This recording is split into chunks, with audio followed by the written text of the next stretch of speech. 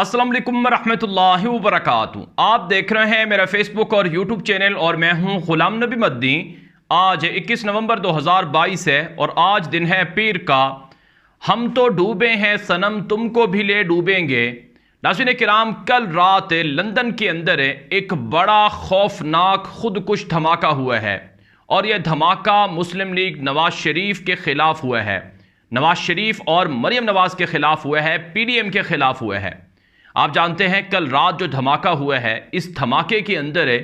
नवाज शरीफ और मरियम नवाज के परखच्चे उड़ गए हैं और उनका सियासी मुस्तकबिल सिवाय फांसी के फंदे के कुछ नहीं रह गया है। अगर उनको बचाया ना गया, अगर नवाज शरीफ ने दूसरे लफ्ज़ों में डील ना की तो उनका मुस्तकबिल अब पाकिस्तान की सियासत में बिल्कुल नहीं रहा है। नाज़रीन काम कल हुआ यह है कि लंदन के अंदर तस्नीम हैदर नामी शख्स ने, जो कि मुस्लिम लीग नून का लंदन का तर्जुमान था, जो कि नवाज शरीफ के साथ मुलाकातें करता था, मीटिंग में शरीक होता था, मुख्तलिफ प्लान के अंदर शामिल होता था, उसने एक खुदकुश धमाकेदार प्रेस कॉन्फ्रेंस की है, बड़े इंकिशाफात किए हैं। और अगर ये कहा जाए तो गलत ना होगा कि नवाज शरीफ की 40 साला सियासी ज़िंदगी के अंदर इससे पहले इतना बड़ा धमाका कभी नहीं हुआ था। नवाज शरीफ के ऊपर जो सबसे बड़ा, जो उसकी ज़िंदगी का एक ख़तरनाक तरीन दिन था, वो मुशर्रफ ने जब उसको उतारा था और मार्शल लॉ लगाया था और उसे फांसी होनी थी उस ज़माने में, वो एक ख़तरनाक दिन था नवाज शरीफ का। और उसके अलावा दूसरा ख़तरनाक दिन नवाज शरीफ के लिए वो था जब नवाज शरीफ चोरी डकैती और पनामा केस के अंदर ताहयात नाअहल हुए थे। और तीसरा जो है धमाका, अगर हम कहें तो ये उसी नौयत का है जो आज नवाज शरीफ के ख़िलाफ़ कल रात हुआ है। और इसके बाद अब नवाज शरीफ का सियासी मुस्तकबिल किसी भी तरह पर नज़र नहीं आ रहा है। हकीकत यही है, जैसे कि मैंने शुरू में आपके सामने कहा कि हम तो डूबे हैं सनम तुमको भी ले डूबेंगे। अब जो जो डूब रहा है, जिसकी कश्ती समंदर के अंदर या पानी के अंदर गर्क हो रही है, अब वो चाहता है कि हम अगर डूब रहे हैं तो दूसरा भी डूबे। और ये बुनियादी तौर पर जो तस्नीम हैदर के इंकिशाफात है, मैं मुख्तसरन बता देता हूँ कि तस्नीम हैदर ने अपनी प्रेस कॉन्फ्रेंस में ये कहा है कि इमरान खान पर वज़ीराबाद में जो कातिलाना हमला हुआ, इसकी मनसूबाबंदी लंदन के अंदर की गई थी। नवाज शरीफ और मरियम नवाज और शहबाज शरीफ के साथ जो मीटिंग हुई, तस्नीम हैदर के बकौल उसमें वो भी मौजूद थे। और उस मीटिंग के अंदर नवाज शरीफ ने मेरे ज़िम्मे लगाया था कि तुमने शूटर तलाश करना है, कातिल ढूंढना है जो इमरान खान को मारेगा। और इसी तरह से तस्नीम हैदर ने यह भी कहा कि अरशद शरीफ को जो कीनिया के अंदर जाकर शहीद किया गया, उसकी मनसूबाबंदी भी लंदन में मरियम नवाज और नवाज शरीफ ने की थी। और उस मीटिंग में मैं भी मौजूद था। मुझे कहा गया था कि अरशद शरीफ को तुमने कीनिया में मारना है या दुबई में मारना है, लेकिन मैंने वो कातिल या शूटर देने से इनकार कर दिया था। तो तस्नीम हैदर के सारे इंकिशाफात का मतलब ये है कि नवाज शरीफ और मरियम नवाज और उनके दीगर साथी वो पाकिस्तान में इमरान खान को कत्ल करवाने में मुलव्वस हैं, वो पाकिस्तान में अरशद शरीफ या कीनिया के अंदर अरशद शरीफ शहीद को कत्ल करवाने में मुलव्वस हैं। अब ये सिर्फ कोई इल्ज़ाम नहीं है तस्नीम हैदर का, बल्कि तस्नीम हैदर की जानिब से, यानी जो नवाज शरीफ का तर्जुमान था, जिस शख्स ने इंकिशाफात किए हैं, वो खुद एक क्रिमिनल शख्स था और वो नवाज शरीफ की जमात में था और उससे पहले बताया जाता है कि वो किसी और जमात में भी रहा है। तो बहरहाल उस शख्स ने, यानी तस्नीम हैदर ने जो इंकिशाफात किए हैं, ये बाकायदा लंदन पुलिस को उन्होंने सबूत भी दिए हैं और कहा है कि उनकी ज़िंदगी को ख़तरा है। अब नाज़रीन किराम, मुख्तलिफ तरह की राय सामने आ रही हैं। सबसे बड़ी राय ये है कि ये जो तस्नीम हैदर है, इसने ये जो इंकिशाफात किए हैं, ये जो खुदकुश धमाका किया है, ये जो प्रेस कॉन्फ्रेंस की है, ये बुनियादी तौर पर पाकिस्तान के अंदर बाअसर लोगों की इमा पर की है, क्योंकि उनके ऊपर इल्ज़ाम था कि अरशद शरीफ को या इमरान खान को उन्होंने कत्ल करवाने की कोशिश की है। तो अपने ऊपर से इल्ज़ाम उतारने के लिए जो तस्नीम हैदर जैसा शख्स है, इसको लॉन्च किया गया है। बहुत से लोगों ने इसे मुस्लिम लीग नून का फैसल वाउडा भी करार दिया है। एक राय तो ये है। और फिर नाज़रीन किराम, दूसरी राय ये है कि ये कोई ट्रैप करने की साजिश, ये कोई ट्रैप है, यानी कि जाल बिछाया गया है जिसमें इमरान खान को ट्रैप करने की कोशिश की जाएगी। यानी इस पर किसी ने यह भी राय दी है कि अगर कल को कोई खड़ा होकर यह कह दे कि इमरान खान ने अरशद शरीफ को कत्ल करवाया है اور ان کی اپنی جماعت کا کوئی بھی شخص کھڑا ہو کر اگر یہ الزام لگا دے تو کیا اس کے الزام پر عمران خان کو قاتل تصور کیا جا سکتا ہے یا اس کے بیس پر عمران خان کو پھانسی کے پھندے تک لے جایا جا سکتا ہے؟ ممکنہ طور پر اسی طرح ہو سکتا ہے کہ پہلے نواز شریف کی جماعت سے ایک شخص کو کھڑا کیا گیا کہ نواز شریف نے ارشد شریف کو قتل کروایا ہے، پھر یہی الزام کسی عمران خان کی جماعت کے شخص کو کھڑا کر کے لگایا جائے گا، فیصل باؤڈا طرز کے بندے کو، کہ عمران خان نے ارشد شریف کو قتل کروایا ہے۔ تو ایک رائے یہ بھی ہے کہ یہ کوئی پلانٹڈ سٹوری ہے، یہ کوئی منصوبہ ہے جس میں عمران خان کو ٹریپ کرنے کی کوشش کی جا رہی ہے۔ لیکن ناظرین کرام، اگر یہ کوئی ٹریپ ہوتا یا کوئی یہ پلانٹڈ منصوبہ ہوتا تو پھر لندن پولیس کو وہ ثبوت اور وہ ایویڈنس نہ دیے جاتے جس میں یہ کہا گیا ہے تسنیم حیدر کی جانب سے کہ مجھے قتل کرنے کا کہا گیا تھا،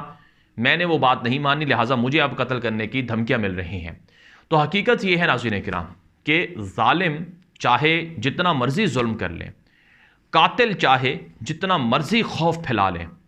ایک دن ظالموں کو دنیا کے اندر عبرت کا نشان بنایا جاتا ہے۔ یہ اللہ کا قانون ہے کہ دنیا کے اندر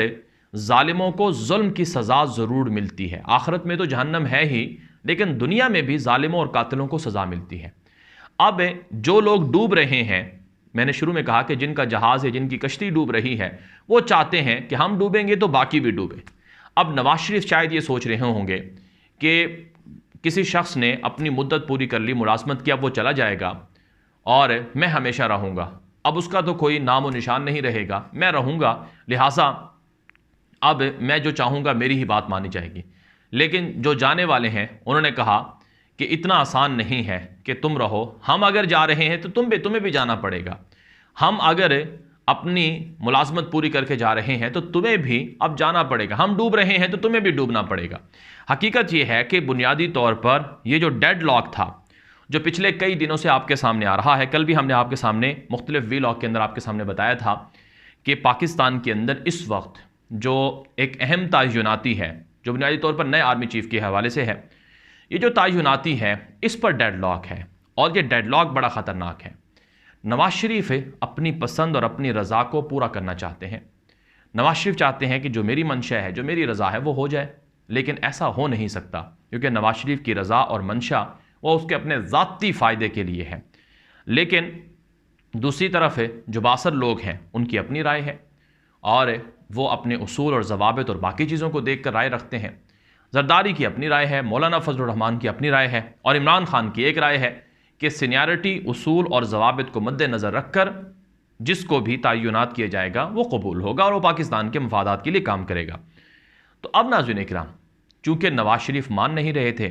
بگڑے ہوئے تھے، 4 دن اپنے بھائی کو بھی لندن میں اسی وجہ سے رکھا، پھر بھائی کو کہا کہ تم کرونا کا بہانہ بنا کر تم چھپ جاؤ، تو بھائی تو کرونا کا بہانہ بنا کر چھپ گیا، اور آپ نے دیکھا کہ 5-6 دن ہو گئے ہیں شہباز شریف کا کوئی اتا پتہ نہیں ہے۔ وہ الگ بات ہے کہ پس پردہ میٹنگ بھی ہو رہی ہیں، رابطے بھی ہو رہے ہیں، اور تھپڑوں کی یا سخت جو جملوں کا تبادلہ ہے بنیادی طور پر وزیر اعظم ہاؤس میں وہ بھی ہوا ہے۔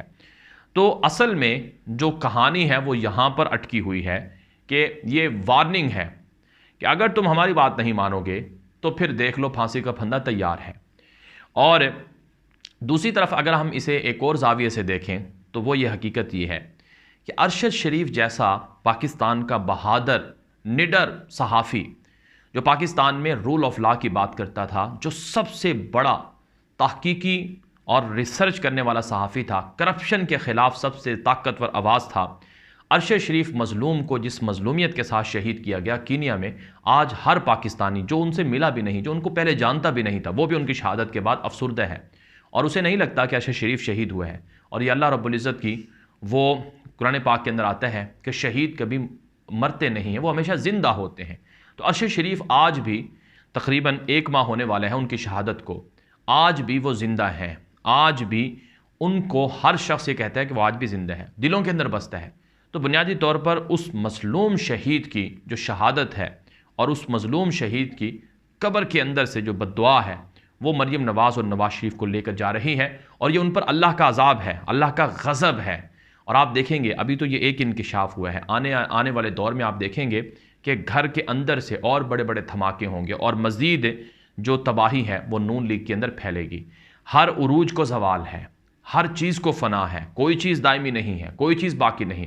باقی رہنے والی ذات صرف اللہ کی ہے، اور اللہ نے جو چیزیں باقی رہنے کے لیے بتائی ہیں، جس میں ایک علم ہے اور ایک اچھے اور نیک کام ہے جس سے لوگوں کو فائدہ ہو، اور اسی طرح سے نیک صالح اولاد ہے۔ یہ تین چیزیں رسول پاک صلی اللہ علیہ وسلم نے حدیث کے اندر بتائی ہیں کہ جو ہمیشہ زندہ بھی رہتی ہیں۔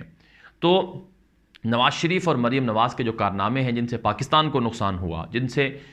عوام کو نقصان ہوا، اب ان کارناموں کی سزا کا وقت ہے، اور یہ عذاب الہی ہے۔ اور آپ دیکھیں گے آنے والے دنوں میں مزید بھی کئی چہرے بے نقاب ہوں گے،